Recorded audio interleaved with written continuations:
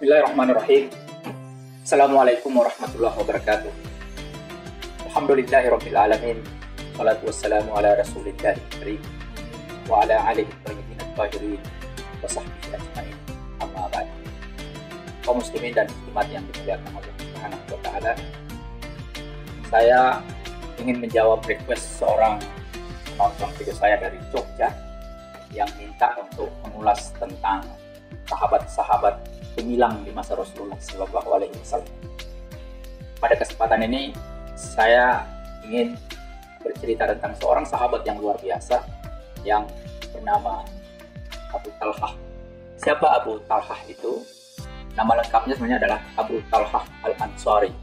Dia adalah seorang sahabat Ansar, lahir di Madinah pada tahun 585 dan wafat di Madinah pada tahun 654 Hijriah dalam usia 68 atau 69 tahun. Abu Talhah ini termasuk seorang veteran perang Badar yang luar biasa, dan sebelum Nabi hijrah beliau mengikuti Bai'at Al-Aqabah yang kedua. Bahkan dalam baiat itu Abu Talhah ditunjuk satu di antara 12 pemimpin yang terpilih pada malam Bai'at Al-Aqabah. Dia dipuji oleh Nabi antara lain karena dia memiliki suara yang sangat lantang, sampai Nabi pernah berkata bahwa sungguh suara Abu Talhah dalam pasukan perang lebih baik daripada kekuatan 1000 orang pasukan. Abu Talhah ini berasal dari suku Khazraj dari kabilah Bani Najjar. Kaum muslimin yang dimuliakan Allah Subhanahu wa taala.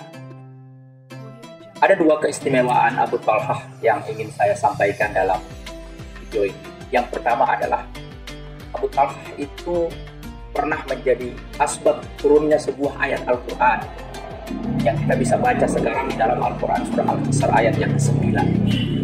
Ceritanya pada suatu saat Nabi SAW mendapatkan tamu kaum muhajirin. Nah, pada saat itu Nabi ingin menjamu tamunya, tetapi Nabi sendiri berkekurangan. Ketika beliau bertanya kepada istrinya apakah ada makanan di dapur, istrinya menjawab, tidak ada ya Rasulullah, yang ada hanya air.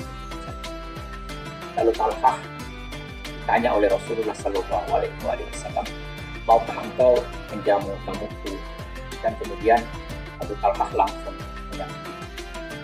Kemudian pulanglah Abu Talhah ke rumahnya. Dia bertanya kepada istrinya apakah ada makanan yang bisa kita gunakan untuk menjamu tamu Rasulullah SAW. Lalu istrinya berkata, ada, tetapi makanan kita sangat sedikit. Tetapi Abu Talhah tetap menjamu tamu itu pada malam hari. Lalu mereka mengatur strategi itu. Ketika makanan sudah dikeluarkan di ruang tamu, lalu Abu Talhah mendorong makanan itu kepada tamunya, dan istrinya kemudian mematikan lampu. Lalu Abu Talhah mengambil piring dan menyentuhkannya dengan sendok sehingga Abu Talhah dikira juga ikut makan bersama-sama. Padahal sebenarnya makanan itu hanya cukup untuk tamunya. Begitu mulianya akhlak Abu Talhah ini sampai kemudian keesokan harinya Allah menurunkan ayat Al-Quran yang saya sebut tadi di dalam surah Al-Asr ayat yang ke-9. Allah berkata, dan mereka mengutamakan orang-orang muhajirin atas diri mereka sendiri, sekalipun mereka berada dalam kesusahan. Dan siapa yang dipelihara dari kekikiran dirinya, mereka itulah orang-orang yang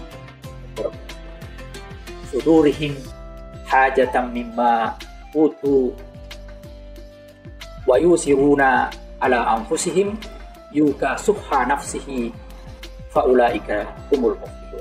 Begitu kata Allah Subhanahu wa taala memuji akhlak. Itu kisah yang pertama. Kisah yang kedua yang tidak kalah gemilangnya tercatat dalam sejarah adalah ketika Allah Subhanahu wa taala menurunkan Al-Qur'an surah Ali Imran ayat 92. Ketika itu Allah Subhanahu wa taala berfirman, a'udzubillahi minasyaitonir rajim. Lan tanalul birra hatta tunfiqu mimma tuhibbun. Kamu sekali-sekali tidak sampai kepada kebajikan yang sempurna sebelum kamu menafkahkan sebagian harta yang kamu cintai. Mendengar ayat ini, Abu Talhah mendatangi Rasulullah Shallallahu Alaihi Wasallam. Kemudian dia berkata, "Ya Rasulullah, aku punya harta yang sangat aku cintai, yaitu kebun yang kuberi nama Birha. Birha ini adalah kebun kurma yang ada di depan Masjid Nabi Shallallahu Alaihi Wasallam. Mungkin kalau kita sudah pernah haji atau sudah pernah umrah, kebun Birha itu sekarang yang menjadi jajaran hotel-hotel yang ada di depan Masjid Nabawi.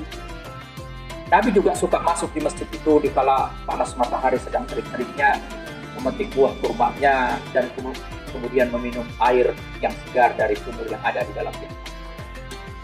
Mendengar pengakuan Abu Talhah, Rasulullah Shallallahu Alaihi Wasallam berkata, "Wah, ini harta yang banyak mendatangkan pahala. Saya terima, tetapi serahkanlah atau bagikanlah kepada keluargamu yang miskin." Lalu Abu Talhah kemudian membagikan itu kepada keluarganya yang lain. Kaum muslimin yang dimuliakan Allah Subhanahu wa taala. Sedekah itu bukan sekedar kita memberi Rp1, Rp2, memberikan setumpuk barang atau memberikan sepiring 2 piring makanan. Sedekah itu adalah soal berbagi kebahagiaan. Karena sedekah itu adalah soal berbagi kebahagiaan, maka tentu batasnya tidak ada. Kita bisa membahagiakan orang sebesar apapun yang kita mau. Begitu juga sebaliknya, kita bisa menyakiti orang sebesar apapun yang kita mau. Sedekah di dalam Islam itu merentang dari hal yang kecil sampai kepada hal yang besar. Merentang dari sekedar senyuman yang oleh Nabi Shallallahu Alaihi Wasallam disebut sebagai sedekah. Sebagaimana Rasulullah pernah bersabda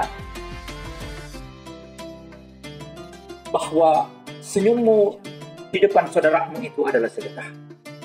Sampai kepada perbuatan yang sangat besar seperti yang dilakukan Abu Talhah, sebagaimana disebutkan dalam Al-Quran tadi, "Dan tanalul birra hatta tunfiqu tuhibbun."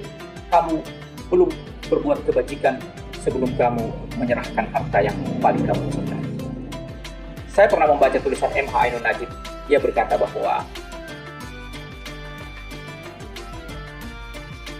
sedekah itu bisa saja diatur dengan aturan-aturan fikih. Misalnya ada aturan 2,5% disebut sebagai infak yang harus kita keluarkan. Zakat harta ada aturannya, zakat fitrah ada aturannya. Tapi kata Najib, sebenarnya di atas aturan-aturan fikih tentang sedekah itu ada cinta yang tak terbatas. Dan ketika kita memberikan sedekah pada orang-orang yang benar-benar membahagiakan, sekali lagi kita tidak sedang memberikan barang, tapi kita sesungguhnya sedang membahagiakan orang lain. Siapa yang membahagiakan kaum mukmin, kata Nabi, dia akan membahagiakan. Dan siapa yang membuatku bahagia, sesungguhnya Allah Subhanahu wa taala akan sangat bahagia. Billahi taufiq wal hidayah. Assalamualaikum warahmatullahi wabarakatuh.